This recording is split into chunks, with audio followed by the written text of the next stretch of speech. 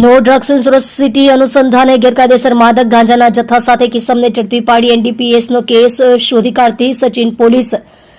inspector Shri PN Vaghela નાઓના માર્ગદર્શન હેઠળ તેમજ સર્વેલન્સ સ્ટાફના police inspector Shri ND Damor નાઓના નેતૃત્વ હેઠળ સર્વેલન્સ સ્ટાફના એએસઆઈ ઇન્દ્રજીતસિંહ અમરસંગ વનાર નાઓને મળેલ બાતમી હકીકતના આધારે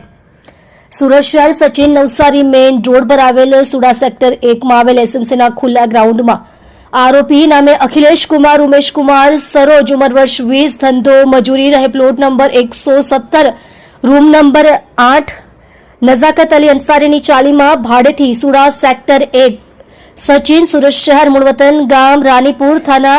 માહેવા ઘાટ તાલુકો મંજનપુર